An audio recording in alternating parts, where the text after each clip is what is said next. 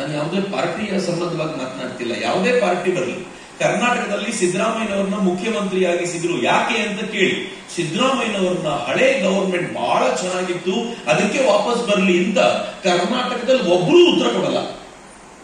ಯಾಕೆಂದ್ರೆ ಕಳೆದ ಬಾರಿ ಸಿದ್ದರಾಮಯ್ಯನವ್ರನ್ನ ಸೋಲಿಸಿದ್ ಯಾಕೆ ಅಂತ ಗೊತ್ತಿದ್ರೆ, ಯಾಕೆ ಕರ್ನಾಟಕದವರು ಸಾಕಪ್ಪ ಸಾಕು ಅಂತ ಇಳಿಸಿದ್ರು ಅಂತ ಎಲ್ರಿಗೂ ಗೊತ್ತಿದೆ. ಇಷ್ಟಾದ್ರೂ ಸಿದ್ದರಾಮಯ್ಯನವ್ರನ್ನ ಮತ್ಯಾಕೆ ಸಿಎಂ ಮಾಡಿದ್ರು ಅಂತ ಕೇಳಿದ್ರೆ ನಮ್ ಜನರ ಹತ್ರ ಉತ್ತರ ಏನಿದೆ ಗೊತ್ತಾ? 200 ಯೂನಿಟ್ ಕರೆಂಟ್ ಕೊಡ್ತೀನಿ ಅಂದ್ರು, ಅದಕ್ಕೆ ವೋಟ್ ಮಾಡಿದ್ವಿ. ಬಸ್ ನಲ್ಲಿ ಫ್ರೀ ಕೊಡ್ತೀನಿ ಅಂದ್ರು, ಅದಕ್ಕೆ ವೋಟ್ ಮಾಡಿದ್ವಿ. ಗೃಹಲಕ್ಷ್ಮಿ 2,000 ರೂಪಾಯಿ ಕೊಡ್ತೀನಿ ಅಂದ್ರು, ಅದಕ್ಕೆ ವೋಟ್ ಮಾಡಿದ್ವಿ. ಇವೆಲ್ಲಕ್ಕೋಸ್ಕರ ವೋಟ್ ಮಾಡಿ ಒಂದು ಸರ್ಕಾರವನ್ನು ತರ್ತೀವಿ ಅಂತ ಆದ್ರೆ ಕರ್ನಾಟಕ ಪ್ರೋಗ್ರೆಸಿವ್ ಸ್ಟೇಟ್ ಅಂತ ಅನಿಸ್ಕೊಳ್ಳಲ್ಲ, ಹಿಂದುಳಿಲಿಕ್ಕೆ ಸಿದ್ಧವಾಗಿರುವಂತ ಸ್ಟೇಟ್ ಅನಿಸ್ಕೊಳ್ಳತ್ತೆ ಅಂತಂದಾಗ ಅತ್ಯಂತ ಗಾಬರಿ ಅನ್ನಿಸ್ತು ನಮ್ಗೆ.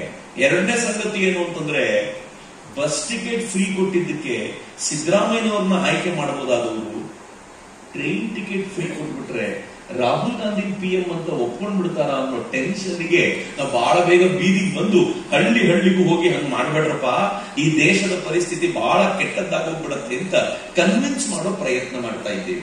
ಮತ್ ನಾನು ಯಾವ ವ್ಯಕ್ತಿ ಹೆಸರು ಹೇಳ್ಕೊಂಡು ತಿರುಗಾಡ್ತಿದ್ದೀನೋ ನನಗೆ ಬಹಳ ಹೆಮ್ಮೆ ಇದೆ.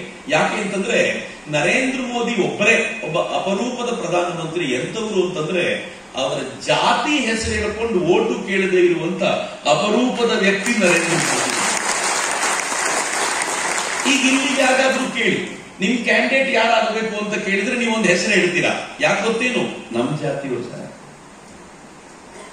ಈ ಕ್ಯಾಂಡಿಡೇಟ್ ಬೇಡ ಮತ್ತೊಬ್ಬರು ಬೇಕು ಅಂತ ನೀವು ಹೇಳ್ತೀರಾ, ಯಾಕೆ ಗೊತ್ತೇನು? ನಮ್ ಜಾತಿಯವರು ಸರ್ ಅಂತ. ಆ ವ್ಯಕ್ತಿನೂ ಹಂಗೆ ಮಾಡಿರ್ತಾರೆ, ತಮ್ಮ ಜಾತಿಯವರು ಒಂದು ಗುಡ್ಡೆ ಕಟ್ಟಿಕೊಂಡು ನಾವೊಂದು ಜಾತಿಯವರು, ನಮ್ ನಂಬರ್ ಜಾಸ್ತಿ ಇದೆ, ನಾವು ವೋಟ್ ತಗೋಬೇಕು ಅಂತೆಲ್ಲ ಮಾತಾಡ್ತಿರ್ತಾರೆ. ನರೇಂದ್ರ ಮೋದಿ ಯಾವತ್ತಾದ್ರೂ ಅವರ ಜಾತಿಯ ಕುರಿತಂತೆ ಒಂದು ಸಲ ಆದ್ರೂ ಸ್ಟೇಜ್ ಮೇಲೆ ಹೇಳಿದ್ ನೋಡಿದ್ದೀರಿ ಮಿತ್ರ? ನರೇಂದ್ರ ಮೋದಿ ಅವರ ಜಾತಿ ಬಗ್ಗೆ ಮಾತನಾಡಿದ್ ಒಂದೇ ಸಲ ಯಾವಾಗ ಗೊತ್ತಾ? ಪ್ರಿಯಾಂಕಾ ವಾದ್ರಾ ಹೇಳಿದ್ಲು ನರೇಂದ್ರ ಮೋದಿ ಕಿ ನೀಚ್ ಜಾತಿ ಹೇ ಅಂತ. ಅವಾಗ ನರೇಂದ್ರ ಮೋದಿ ಹೇಳಿದ್ರು, ಅಮ್ಮ ತಾಯಿ ನನ್ನ ಬಗ್ಗೆ ಮಾತನಾಡು, ನನ್ನ ಜನರ ಬಗ್ಗೆ ಮಾತನಾಡಬೇಡ, ಕೋಪ ಬರುತ್ತೆ ನನಗೆ ಅಂತ ನರೇಂದ್ರ ಮೋದಿ ಒಂದ್ಸಲ ಮಾತಾಡಿದ್ರು.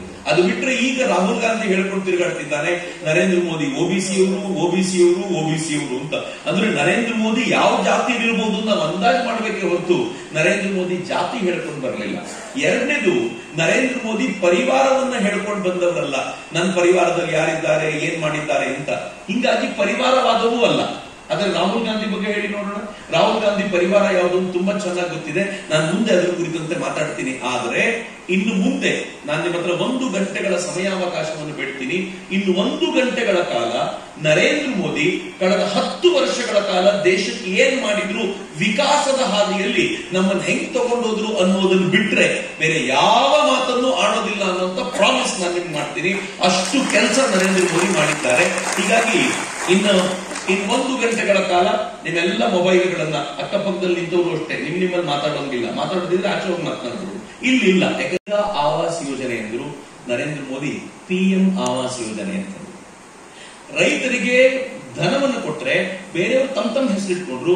ನರೇಂದ್ರ ಮೋದಿ ಅದನ್ನ PM ಕಿಸಾನ್ ಸಮ್ಮಾನ್ ಯೋಜನಾ. PM ಪ್ರಧಾನಮಂತ್ರಿ ನರೇಂದ್ರ ಮೋದಿ ಹೆಸರಲ್ಲಿರೋದು ಗುಜರಾತ್ ನಲ್ಲಿ ಇದೊಂದೇ. ನಾನು ನಿಮ್ಗೆ ಸುಮ್ಮನೆ ಹೇಳೋದಾದ್ರೆ ಈ ಪರಿವಾರ ಇದೆಯಲ್ಲ, ನೆಹರು, ಇಂದಿರಾ ಗಾಂಧಿ, ರಾಜೀವ್ ಗಾಂಧಿ, ಸೋನಿಯಾ ಗಾಂಧಿ ಹೆಸರು ಏನು ಇದ್ದಂಗಿರಲ್ಲ ನಮ್ಮ ಸ್ಕೂಲಲ್ಲಿ ಒಂದೆರಡು ಪಾಠಗಳು ಬಿಟ್ರೆ, ಆದ್ರೆ ಇನ್ನೇನು ಇದ್ದಂತಿಲ್ಲ. ಆದ್ರೆ ಇವ್ರುಗಳ ಹೆಸರು ಎಷ್ಟಿದೆ ಅಂತಂದ್ರೆ 12 ಗವರ್ಮೆಂಟ್ ಸೆಂಟ್ರಲ್ ಗವರ್ಮೆಂಟ್ ಸ್ಕೀಮ್ಗಳು ಇವ್ರ ಹೆಸರಲ್ಲಿದೆ, 52 ಸ್ಟೇಟ್ ಗವರ್ಮೆಂಟ್ ಸ್ಕೀಮ್ಗಳು ಇವ್ರ ಹೆಸರಲ್ಲಿದೆ, 28 ಸ್ಪೋರ್ಟ್ಸ್ ಟೂರ್ನಮೆಂಟ್ ಟ್ರೋಫಿಗಳು ಇವ್ರ ಹೆಸರಲ್ಲಿದೆ, 19 ಸ್ಟೇಡಿಯಂಗಳು ಈ ಪರಿವಾರದ ಹೆಸರಲ್ಲಿದೆ, 5 ಏರ್ಪೋರ್ಟ್ಗಳು ಪೋರ್ಟ್ಗಳು ಇವ್ರ ಹೆಸರಲ್ಲಿದೆ, 98 ಯೂನಿವರ್ಸಿಟಿಗಳು ಇನ್ಸ್ಟಿಟ್ಯೂಷನ್ಗಳು ಇವರ ಹೆಸರಲ್ಲಿದೆ, 51 ಅವಾರ್ಡ್ಗಳು ಇವರ ಹೆಸರಲ್ಲಿದೆ. ರಾಜೀವ್ ಗಾಂಧಿ ಖೇಲ್ ರತ್ನ ಅಂತ ಹೊಂದಿದೆ. ಯಾವಾಗ ಆಡಿದ್ದಪ್ಪ ರಾಜೀವ್ ಗಾಂಧಿ? ಏನ್ ಆಟ ಆಡಿದ್ದಪ್ಪ? ಖೇಲ್ ರತ್ನಕ್ಕೂ ರಾಜೀವ್ ಗಾಂಧಿಗೂ ಏನ್ ಸಂಬಂಧ ನನಗಂತೂ ಗೊತ್ತಿಲ್ಲ. 15 ಸ್ಕಾಲರ್ಶಿಪ್ಗಳು ಇವರ ಹೆಸರಲ್ಲಿದೆ. ಇದರಲ್ಲಿ ಯಾರೂ ಪುಣ್ಯಾತ್ಮರು ಸರಿಯಾಗಿ ಡಿಗ್ರಿ ಕಂಪ್ಲೀಟ್ ಮಾಡಲಿಲ್ಲ. ಇವ್ರ ಹೆಸರಲ್ಲಿ ಸ್ಕಾಲರ್ಶಿಪ್ಗಳು. 15 ನ್ಯಾಷನಲ್ ಪಾರ್ಕ್ಗಳು ಇವರ ಹೆಸರಲ್ಲಿದೆ, 39 ಹಾಸ್ಪಿಟಲ್ಗಳು ಮೆಡಿಕಲ್ ಇನ್ಸ್ಟಿಟ್ಯೂಟ್ ಇವರ ಹೆಸರಲ್ಲಿದೆ, 37 ಇನ್ಸ್ಟಿಟ್ಯೂಷನ್ಗಳು ಚೇರ್ಗಳು ಇವರ ಹೆಸರಲ್ಲಿದೆ, 39 ರೋಡ್ಗಳು ಬಿಲ್ಡಿಂಗ್ಗಳಿಗೆ ಇವರ ಹೆಸರಿಡಲಾಗಿದೆ. ಇದು ದುರಂತಕಾರಿ ಸಂಗತಿ ಅಂತ ನನಗನ್ಸುತ್ತೆ. ನರೇಂದ್ರ ಮೋದಿ ಹೆಸರಲ್ಲಿ ಒಂದು ಸ್ಟೇಡಿಯಂ ಇರೋದಕ್ಕೆ ಇಷ್ಟು ಗಲಾಟೆ ಇವ್ರು ಮಾಡಿದ್ರು. ಇವತ್ತು ಜಗತ್ತಿನ ಅತ್ಯಂತ ಎತ್ತರದ ಪ್ರತಿಮೆ ಎಲ್ಲಿದೆ?